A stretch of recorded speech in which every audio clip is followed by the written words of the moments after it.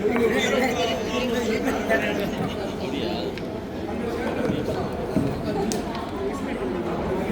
பெயர் நா. காருண்யா. எங்கள் வாழ்வும் எங்கள் வளமும் மங்காத தமிழ் என்று சங்கே முழங்கு அன்னை தமிழுக்கு என் முதல் வணக்கம். கழக உடன்பிறப்புகள் அனைவருக்கும் கனத்த கோடி வணக்கங்களை காலடியில் சமர்ப்பிக்கின்றேன். களத்தில் கரியாய், பயணத்தில் பரியாய், வீரத்தில் அறியாய், களத்தில் பணியாய், வீரத்தில் அறியாய், சொல்லில் மாறியாய், கொடையில் பாரியாய், வற்றா ஏரியாய், பொங்கி வரும் காவிரியாய், வலம் வரும் இளங்கதிராய், சுற்றி வரும் கழக இளைஞரணி செயலர், மாண்புமிகு தமிழக விளையாட்டுத்துறை அமைச்சர் உதயநிதியார் அடி போற்றி, மாண்புமிகு தமிழக தலைவர், கழக தலைவர், தமிழக முதல்வர் தளபதியார் தாழ் வணங்கி என் உரைக்குள் செல்கிறேன். பேச எடுத்துக்கொண்ட தலைப்பு பேசி வென்ற இயக்கம். பேசி பேசி வென்ற இயக்கம் திராவிட இயக்கம். என்னால் சும்மா இருக்க முடியாது, இது டால்ஸ்டாயின் தாரக மந்திரம். எங்களால் பேசாமல் இருக்க முடியாது, இது திராவிட இயக்கத்தின் தாரக மந்திரம். பேசி பேசியே வெற்றி கண்ட இயக்கம் திராவிட இயக்கம். திராவிடம் நாளைய வரலாறு சொல்லும். தந்தை பெரியார் அவர்கள் 90 வயதில் 180 கூட்டங்கள், 91 வயதில் 150 கூட்டங்கள், 93 வயதில் 249 கூட்டங்கள், 94 வயதில் 229 கூட்டங்கள், தன்னுடைய வாழ்நாளின் கடைசி 98 நாட்களிலும் 42 கூட்டங்களில் களமாடி வெற்றி கண்டவர் முத்தமிழறிஞர் கலைஞர் ஐயா அவர்கள்.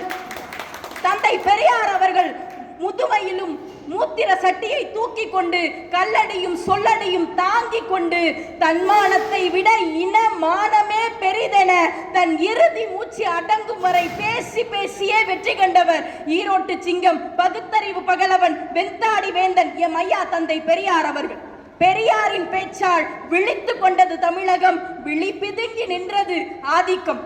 காஞ்சி தாய் பெற்றெடுத்த மணிமகுடம், காஞ்சி புத்தன் அறிஞர் அண்ணா அவர்களுடைய காலத்திலே திராவிட முன்னேற்ற கழக கூட்டங்களை எல்லாம் தமிழ் மாலை நேர கல்லூரிகள் என்பார்கள். அண்ணாவின் பேச்சு நடை அடுக்கு மொழி நடை, அடுக்கு மொழி அண்ணாவால் அலறித்தான் சாகும் என்பார்கள். அழகேசன் அண்ணாச்சி அரிசி விலை என்னாச்சு, கக்கன் அண்ணாச்சி கடுகு விலை என்னாச்சு, பக்தவச்சலம் அண்ணாச்சி பருப்பு விலை என்னாச்சு போன்ற அறிஞர் அண்ணாதுரையின் அடுக்குமொழி வசனங்கள் அன்றைய அரசியல் வானில் அதிர்வேட்டுகளாய் வெடித்தன. கட்டாந்தரையை பார்த்து பேசி திரிகிறீர்களே, உங்களால் சட்டசபைக்குள் வந்து பேச முடியுமா என்று எதிர்கட்சிக்காரர்கள் விட்ட சவாலுக்கு பதிலடி கொடுக்கும் விதமாக சட்டசபையிலும் நுழைந்து பேசி வென்று சரித்திரம் படைத்த இயக்கம் திராவிட இயக்கம். அண்ணா பொடி போட்டு பேசுவார், கலைஞர் பொடி வைத்து பேசுவார்.